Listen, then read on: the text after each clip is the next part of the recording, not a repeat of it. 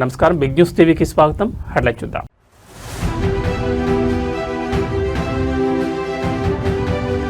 Russia వేదికగా AP పారిశ్రామిక ఘర్షణ, అల్యూమినియం దిగ్గజం రుసాల్ సంస్థతో కీలక భేటీ.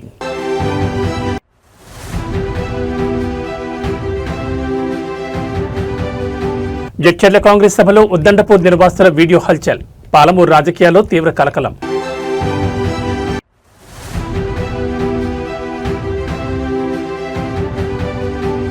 డామన్లో నమో హాస్పిటల్ ప్రారంభం, రిబన్ కట్ చేసి జాతికి అంకితం చేసిన ప్రధాని నరేంద్ర మోడీ.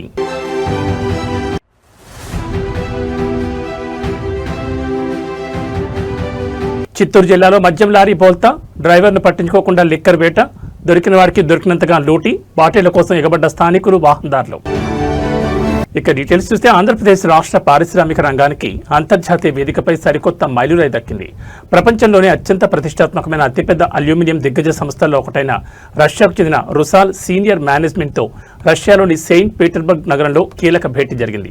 ఈ అత్యున్నత స్థాయి సమావేశంలో భాగంగా భారతదేశంలో అత్యంత శరవేగంగా వృద్ధి చెందుతున్న ఆటోమోటివ్ మరియు ఎలక్ట్రానిక్స్ ఎకోసిస్టమ్లను ఏపీకి అనుసంధానించేలా ఒక మెగా ప్రాజెక్టును ప్రతిపాదించడం జరిగింది. ప్రతిష్టాత్మకమైన విశాఖపట్నం చెన్నై పారిశ్రామిక కారిడార్లో హై వాల్యూ ఆటోమోటివ్ మరియు ఏరోస్పేస్ అలాయ్ ప్లాంట్ను ఏర్పాటు చేయాలని రుసాల్ యాజమాన్యానికి అధికారికంగా విజ్ఞప్తి చేశారు. అంతర్జాతీయ పెట్టుబడులను ఆకర్షించడమే లక్ష్యంగా సాగుతున్న ఈ చర్చలో రుసాల్ సంస్థ ప్రతినిధులకు ఆంధ్రప్రదేశ్లోని భౌగోళిక మరియు మౌలిక సదుపాయాల లభ్యతను అద్భుతంగా వివరించారు. ముఖ్యంగా విశాఖపట్నం చెన్నై ఇండస్ట్రియల్ కారిడార్లో అలాయ్ ప్లాంట్ను ఏర్పాటు చేయడం ద్వారా దేశీయంగా ఉన్న ఆటోమోటివ్ మరియు ఏరోస్పేస్ రంగానికి అవసరమైన అధునాతన లోహ మిశ్రమాలను నేరుగా సరఫరా చేసే వేలుంటుందని స్పష్టం చేశారు. భారతదేశ ఎలక్ట్రానిక్స్ తయారీ మార్కెట్లో ఏపీ ఇప్పటికే ముందంజలో ఉన్నందున రుసాల్ లాంటి అంతర్జాతీయ మైనింగ్ మరియు అల్యూమినియం జెయింట్ ఇక్కడ ప్లాంట్ ఏర్పాటు చేస్తే ఇది ఇరు పక్షాలకు అత్యంత లాభదాయకంగా మారుతుందని చర్చల్లో ప్రముఖంగా ప్రస్తావించారు. ఏపీ ప్రతిపాదనల పట్ల రుసాల్ సీనియర్ మేనేజ్మెంట్ సానుకూలంగా స్పందించినట్టు తెలుస్తోంది. రష్యా వేదికగా జరిగిన ఈ గ్లోబల్ బిజినెస్ మీట్ సక్సెస్ కావడం పట్ల ఏపీ పారిశ్రామిక వర్గాలు హర్షం వ్యక్తం చేస్తున్నాయి. ఈ మెగా ప్లాంట్ గనుక కార్యరూపం దాలిస్తే ఏపీ మెటలర్జీ, ఏరోస్పేస్ రంగాల్లో సరికొత్త రికార్డులు సృష్టించడం ఖాయంగా కనిపిస్తోంది.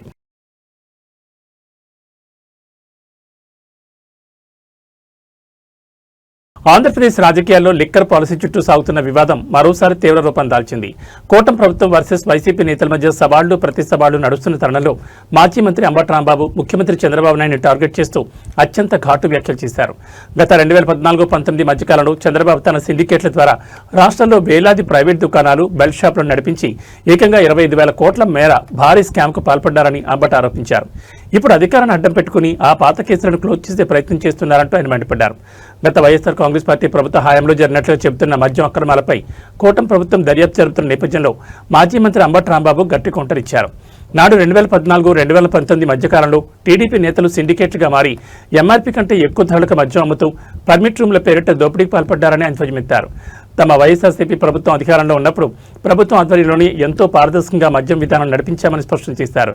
తప్పులన్నీ తానే చేసి ఇప్పుడు ఆ కేసుల నుంచి తప్పించుకోవడం చూస్తూ తమపై తప్పుడు ఆరోపణలు చేయడం చంద్రబాబుకి చెల్లిందంటూ అంబటి రాంబాబు తీవ్రస్థాయిలో విరుచుకుపడ్డారు.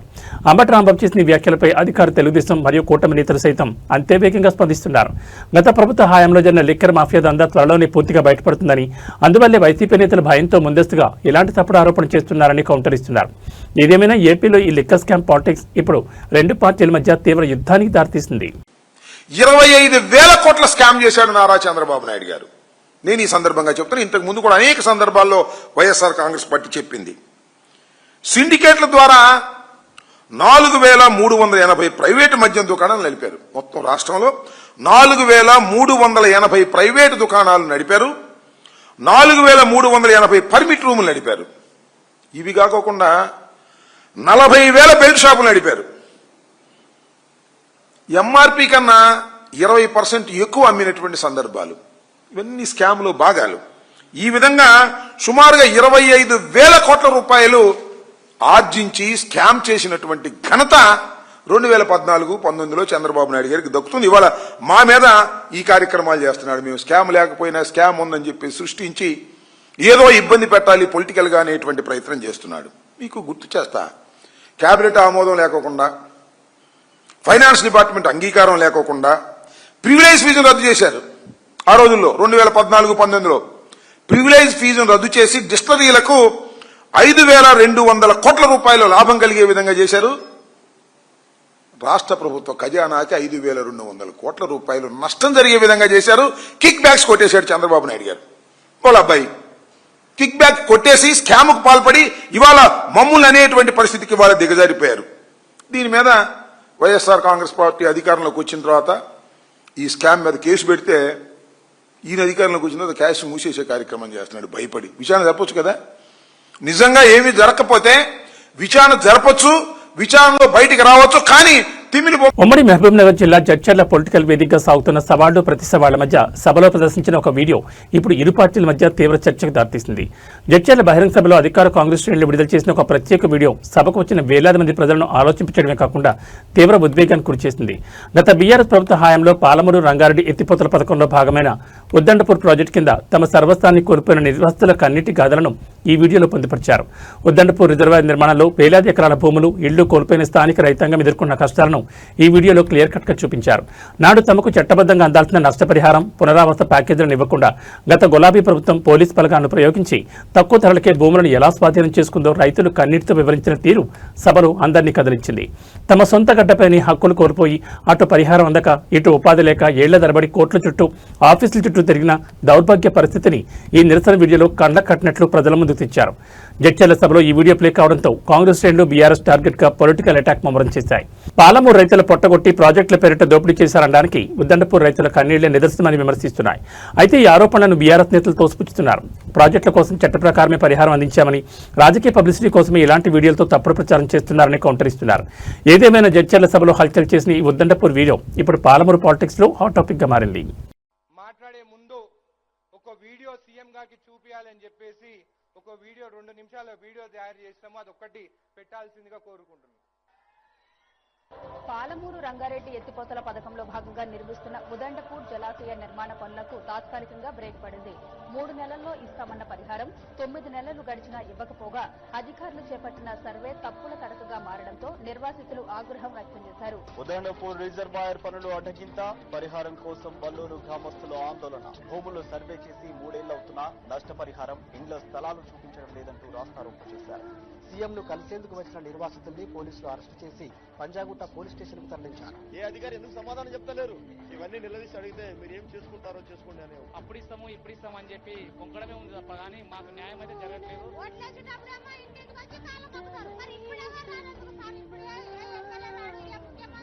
మేము ఎట్లాగా నచ్చి కానీ పిల్లల జలాలు తెచ్చుకుంటారు, ఇంజన్ చేయరు జనాలు.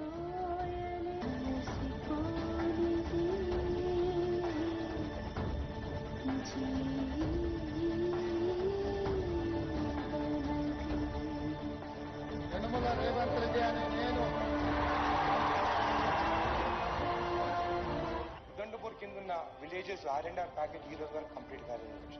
2022 అధ్యక్ష అవార్డ్ పాస్ అయినా కానీ కూడా వాళ్ళకి ఈ రోజుకి ప్లాట్ ఇవ్వలేదు, షిఫ్టింగ్ కాలేదు, ₹1 కూడా వాళ్ళకి చెందలేదు అధ్యక్ష.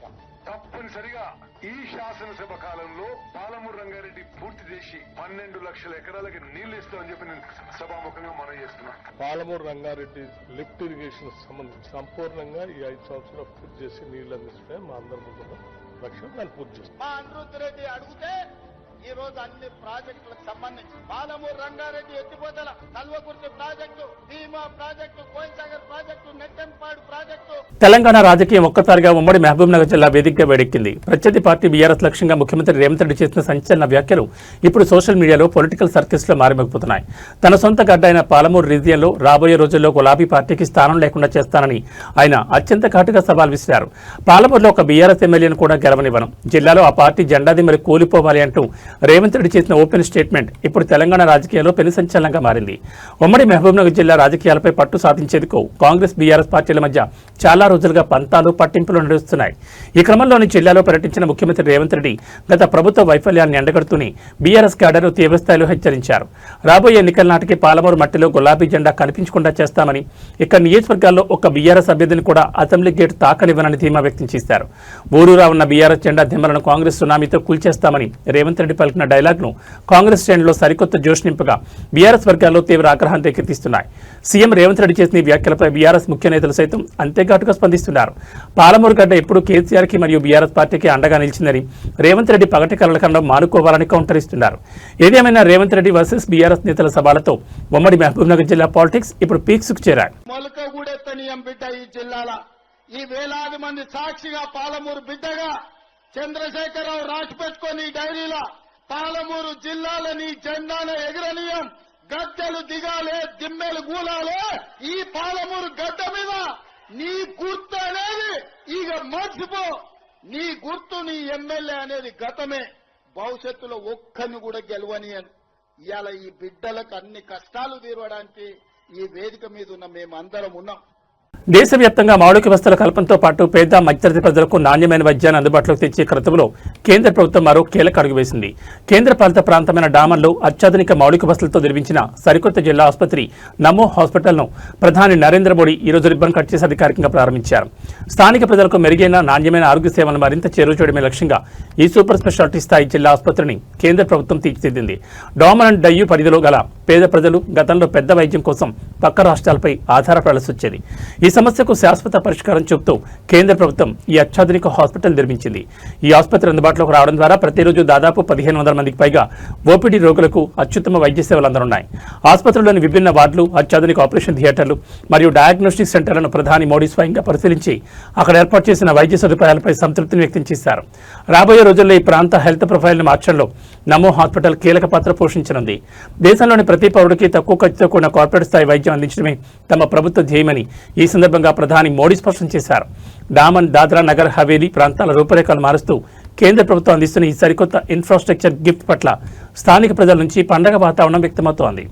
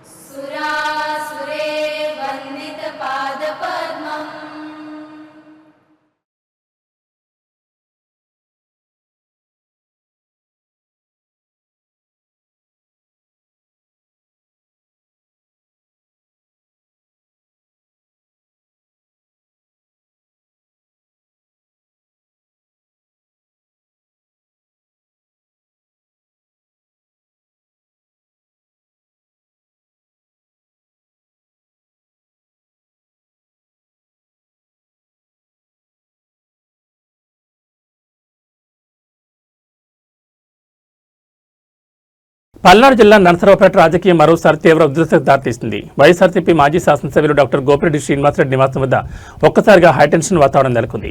పల్నాడు అభివృద్ధి, గత పాలకుల అవినీతిపై కోటప్పకొండ సాక్షిగా బహిరంగ చర్చకు రావాలంటూ ఇరు పార్టీల నేతలు విసురుకున్న పొలిటికల్ సవాళ్లే ఈ ఉద్రిక్తతకు ప్రధాన కారణంగా కనిపిస్తోంది.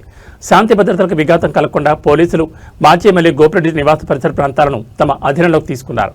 గత కొన్ని రోజులుగా నరసరావుపేట నియోజకవర్గ పరిధిలో అధికార కూటమి మరియు ప్రతిపక్ష వైఎస్ఆర్సీపీ నేతల మధ్య తీవ్రస్థాయిలో ఆరోపణలు సాగుతున్నాయి. ఈ నేపథ్యంలోనే కోటప్పకొండ క్షేత్రం వద్ద ముఖాముఖి చర్చకు రావాలంటూ నేతలు ఒకరికొకరు అల్టిమేటం జారీ చేసుకున్నారు. పల్నాడు జిల్లాలో ఫ్యాక్షన్ గొడవలు రీత్యా పాత చరిత్రను దృష్టిలో ఉంచుకుని ఈ సవాల్ ఎటుదారి తీస్తుందోనని ఇరు వర్గాల క్యాడర్ భారీగా తరలివచ్చేందుకు సిద్ధమైంది. దీంతో అలర్టైన పోలీసు యంత్రాంగం పరిస్థితులను పూర్తిగా అదుపులోకి తెచ్చేందుకు మాజీ ఎమ్మెల్యే గోపిరెడ్డి శ్రీనివాసరెడ్డి నివాసం వద్ద అదనపు బలగాలు మోహరించింది. ఊహించిన అవాంఛనీయ సంఘటనలు జరగకుండా ముందస్తుగా బారికేడ్లను ఏర్పాటు చేసి గట్టి నిఘా పెట్టారు. జిల్లాలో ఎలాంటి ఉద్రిక్తతలకు తావు లేకుండా ఉండేందుకు కోటప్పకొండ వైపు వెళ్లే ప్రధాన రహదారులతో పాటు నరసరావుపేట పట్టణం వ్యాప్తంగా అదనపు పికెట్లను ఏర్పాటు చేసినట్లు పోలీసులు వెల్లడించారు. ఎవరైనా చట్టాన్ని చేతులకు తీసుకుంటే కఠినమైన సెక్షన్ల కింద కేసులు నమోదు చేస్తామని హెచ్చరించారు. ఏదేమైనా ఈ సవాళ్ల పర్వం నరసరావుపేటలో ఏ క్షణాన ఏం జరుగుతుందోనన్న తీవ్ర ఉత్కంఠ రేపుతోంది.